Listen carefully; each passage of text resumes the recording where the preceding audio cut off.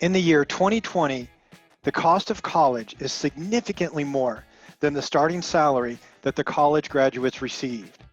And in fact, the cost of college is increasing much faster than the starting salaries are. In fact, for the last half of a century, the cost of college is increasing almost double the rate of inflation. So are you prepared? Are your kids prepared for the cost of college when they are ready? Folks, let's talk about inflation-adjusted college cost planning. Hello, my name is Brad Reed. I would like to encourage you to be good, and by good, I mean get out of debt, achieve your financial dreams, and give generously to your community. Welcome to Financial Fundamentals version 2, Investing for Kids College. This is not financial advice. This is for education and entertainment only. Should you want personalized financial advice, please seek a competent individual in your area. Folks, the basic plan for Financial Fundamentals is to become financially prepared so that when opportunities arise, you can be financially successful. Being prepared for the cost of your kids' college is a huge piece of that. We're going to be making a plan in advance. The plan is always, in order to become financially successful, you must spend less than you earn. As the costs of college increase, it's becoming more and more difficult to do that. So we got to start making a plan so that we can be successful, so that our kids can be successful. And just a reminder, we talked about it in the last video, but retirement is spending less than your money grows after inflation. All right, so you need to be sure that you have focused on your retirement planning first, and that you have that and you have that plan in action before you start focusing on your kids' college. I talk to way too many people that they say, hey, look, we're focusing on our kids' college cost, and then we'll work on our retirement, because if our kids are making money, then they can help us with our retirement.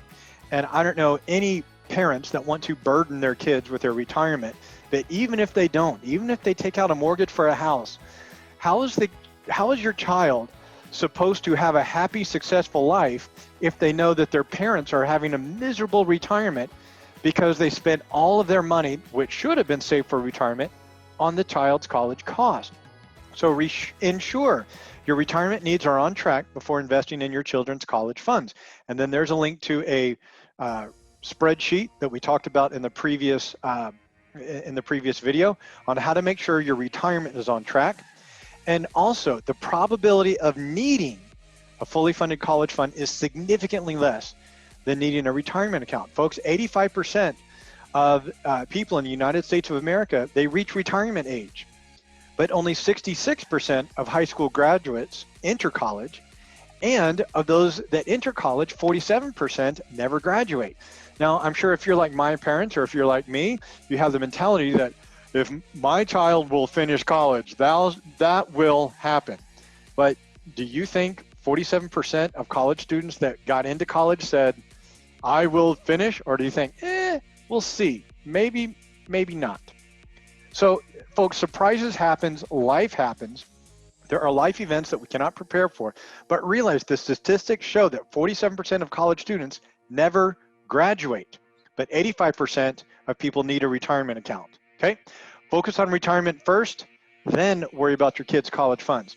Folks, student loans are awful, okay? 47% of college students never graduate, but if they start, many of them are generating loans at the very beginning. Whether they graduate or not, they have to pay it back. CNBC in November of 2019 reported that 36% of college graduates say the student loans are not worth it. The jobs that they get are paying such significantly less than the cost to get the degree to get the loans. It's just not worth it. 45 is the average age to pay off student loans. That means that most kids are in debt for more than 2 decades, more than 20 years of their life to pay off their student loans. There are 44 million borrowers that owe $1.6 trillion, and they are paying on average $400 per month. Think about that, $400 per month for a degree that's not paying very much. College costs are skyrocketing. So as bad as it is now, based on the last 50 years of data, it is getting worse. In 1971, it cost about $8,700 for a degree. That's not in 1971 money. That is in I want to say it's either 2019 or 2017. So inflation adjusted, it cost $8,700. Today, it cost over $100,000. So again, the cost of college is skyrocketing. In 1998, when I graduated, my starting salary was nearly double what I paid for my college and what my parents paid for me. Thank you, Mom and Dad. And in 2013, the starting salary was half of a college cost. So just in that 15-year period, there was almost a 4-for-1 reversal on the benefits of the degree versus the cost to obtain that degree. Folks, for the last, I don't know how many years, banks are not issuing student loans. The government has completely taken over the student loan industry. So when you're taking out a loan, you're not taking it out from a bank, you're taking it out from the government. And if you file bankruptcy, you cannot file bankruptcy on student loans. So that $400 per month, if that is wrecking your financial world, you're still going to have to pay it. The government is still going to get paid.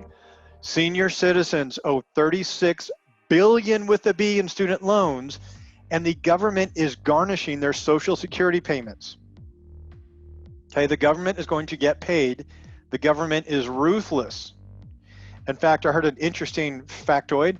President Barack Obama did not pay off his student loans till his first year of being president. Okay, student loans are awful these days, and they have been for quite a while. So there are 3 ways that are popular to save. Number 1 is you can have an education savings. Oh, first I've got to tell you, folks, the rules on these things change frequently, like annually. And the rules are different based on your location, sometimes your county, but usually the state. So you got to check with a licensed professional in your area on what the rules are today. But when I was putting this together, a popular way to save is called an education savings account, ESA. It's not available for high income families, and you're limited on how much you can contribute. But the money is tax-free if spent on higher education or a few things. If you are in the higher income, you can do a 529. There are limited investment choices, and you can only change those investment choices once per year. But once again, the money is tax-free if it's spent on higher education plus a few things. And then, of course, you can just do the plain old brokerage account. If you go to reallifetrading.com, you can learn how to invest and trade for free, and you can grow the money. It is totally under your control. However, the taxes may be significant, but you can spend them on anything, not just a few things. Now, there are other types of savings accounts.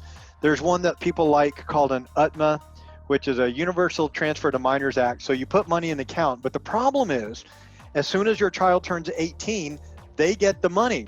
So if there's $100,000 or $200,000 in there, you're giving that 100% control of that to an 18-year-old. My wife and I have made plans and said, you know what, if our kids are not going to pursue a degree that we think will allow them to make a significant income and a steady income, we're not paying for it. So between the ESA and the 529, the brokerage account, you, the parent or the guardian, have control over the money. And if the child is misbehaving, if the child is going into debt or doing other things that you don't support, if the child is going to be pursuing a degree that you don't think is a good expenditure of money, then you control the money. You hold on to it. You've got leverage. So this is what my wife and I have decided. You decide what's right for your family.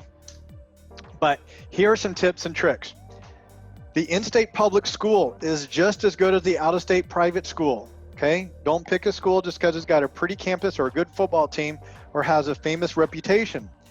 In fact, in the last month, I am reading articles about how human resources, when they interview people for jobs, they look at what college they went to and they ask them, why did they choose that college? And guess what?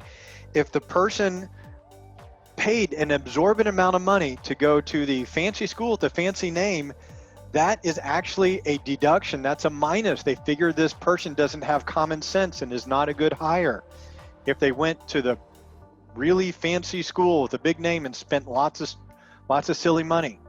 So not only is the degree just as good from the in-state public school, but it might actually benefit you to make a smart choice on choosing your school when you go and apply for jobs.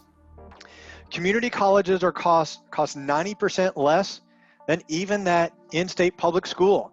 There are a lot of kids these days that are going to 2 years at a community college and then finish at the big name in-state public school because they are saving so much money, okay? And in fact, if you're going for one of these lower income generating degrees, then just go 4 years at a community college. Don't have that college debt. I know a lot of kids that are taking longer to go through school because it's better to take 6 or 8 or even 10 years to get through college rather than generate 20, 25 years of debt. Parents, you can pay your kids $100 or $20 or whatever you decide to fill out scholarship applications. There are tons of scholarship applications out there. If you just only get out there and search for them, pay your kids to fill them out. You never know who's going to say yes and who's going to say no. Do a cost-benefit analysis before you start and or change your major. That means when you are starting school and or changing your degree, look at what is the expected starting salary and look at the cost in order to obtain the degree to get that starting salary. Is it worth it? I hear stories all the time about people that generated $120,000 in college costs, $200,000 in college costs, but their starting salaries are in the 30s and 40s, and they're going to be in debt for the rest of their life. And some people, they don't really want to work. They get college degrees and they want to be stay-at-home parents. Folks, I was a stay-at-home dad. I still am a stay-at-home dad. I get it. It is a rewarding and magnificent experience to be a stay-at-home parent. But don't go generating $120,000, $200,000 or even $80,000 in a college degree that you're not going to need to be a stay-at-home parent. So do the cost-benefit analysis and figure out if it's worth spending the money and if it's worth going into debt. It's probably not. Live at home if at all possible. This is a ginormous, fantastic blessing that your parents can give you to avoid the debt by living on campus. Again, it might be more fun, but you're not spending $100,000, $150,000, $200,000 to have fun. There are much more cost-effective ways to have fun than blowing money, living on campus, and partying. Here is one that my sister learned that my mom encouraged me to do that saved us a huge amount of money. Folks, a lot of the classes that you take in college are going to be the very same classes that you are taking in high school, especially in the last 2 years. So check out your local community college or your local public in-state school. There will be something called placement tests. And what this means is you go take a test, and if you make a good score on the test, then you don't have to take the class in college. The class in college is going to be significantly more expensive than the class you just took in high school, and it will be harder because of all the different classes I took in college, no professor cared as much of me being successful as my high school professor. So high school professors, thank you very, very much. So the idea is after you take your final in high school, go to the university and take the test right there. There were many times where I would finish up the test in high school, get in my car, drive to the University of Texas at Austin, and take the very same test that I just took at my high school. So I was able to place out of 68 credit hours, which is 2 semesters, more than 2 years of college. Now, not everything counted towards my major, but there was a benefit. Either I didn't have to take the class, or I got to register before a lot of my other classmates, so I got to get the best classes that I wanted. Folks, take the college placement tests right after you take your high school final. You will save a tremendous amount of money and a tremendous amount of time. Get a job working for the university or for the state. I didn't realize this trick till I was in grad school at the Texas Tech University in Lubbock, Texas. But I went to one of the administrators and said, hey, I need a job because my monthly expenses are just a little bit more than the loans I'm getting allow me for. And, you know, I want a little bit nicer lifestyle. I want to eat. And they said, well, you can work here, Brad. And I was like, oh, well, that would be great. Thank you so much. And then I signed the papers, and they said, oh, by the way, if you have a big test coming up, you can study here. I'm like, oh, wow, that'll save me a bunch of time because I won't be having to commute to the library or wherever. And then they went on, if you want to have a study group in one of the back offices, you can do that. I'm like, wow, that's pretty cool. And, my job was to help students find resources at the university and to build websites. And they said, look, if you've done all of that and no student is currently needing work, you can work on your homework while you're on the clock. And the benefits just got even better because guess what? Because I worked for the university, I worked for the state, and now I was paying tuition as a state employee. And they automatically signed me up for some grants and some scholarships. And there were just all of these benefits. Not only was I making money, but my expenses were lowered.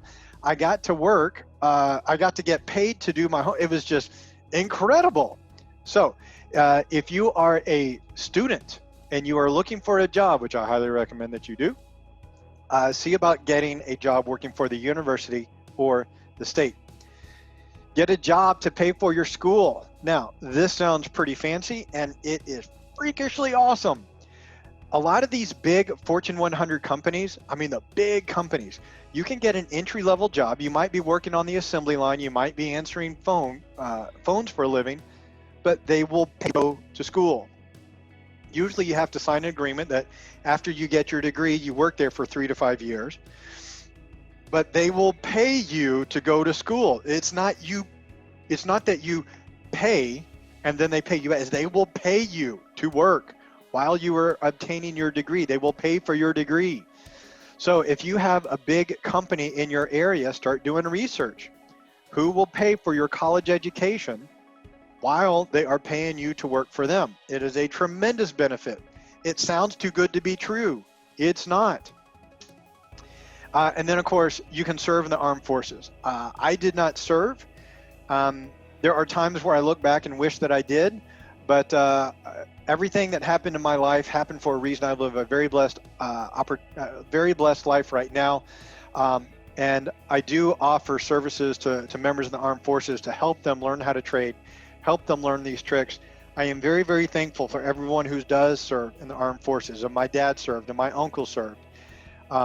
Because of the blessings that I have, the things that I worry about on a daily basis are so much less than so many other people in the world. So thank you for everyone who serves, has served, or has a family member that serves. Thank you.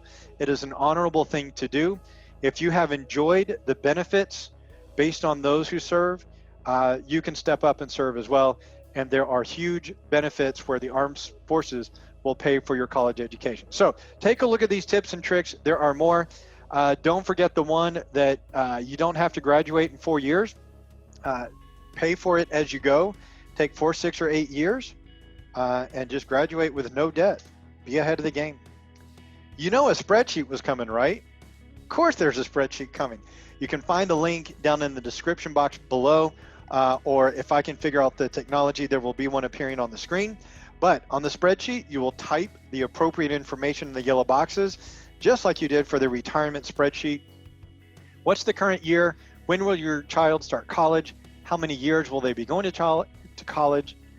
What's the current cost per year for the college you want to attend, and how fast is it rising? What rate of return are you going to get on the savings? And then there's some other questions. I will go through those more in detail on the spreadsheet. Experiment with different rates of return that you will get between now and when your child is going to college. Take a look at the different monthly contributions you're going to make. And then I did something called protect or invest. So there's a little box there that you will choose. Invest means you will let the money stay in the savings account while your child is going to college. So this allows the money to grow, but there's a risk that if the market takes one of its downturns that it takes every 5 to 10 years, then that money might go away. If you choose protect, you need a higher level of savings before your child enters college. But basically it says, hey, look, if we hit the college savings goal before we start college, then we'll just click protect. And that means take the money out of the market and just let it sit there. And then your child spends it while he or she is in college. All right, before I wrap up, let's talk about the college cost calculator. The current year is 2020. I have a 10-year-old, so I expect my child to start college in 2028. If she goes to school for 4 years and the current cost for 1 year is $25,000, college costs are rising at about 8% right now. Let's say we can get the stock market rate of return 10%, which is aggressive, but let's just say between now and when my daughter goes to college. Let's just say we currently have $50,000. Invest means I'm going to let it ride. Means I'm going to leave the money in investments while she's attending college, and we contribute $325 a month. Then the college savings goal is $125,000 at the beginning. Our current savings will be worth $100,000, and we need to contribute $201, so we're doing more than that. So there will be $600 left over. Let's say I change this to protect.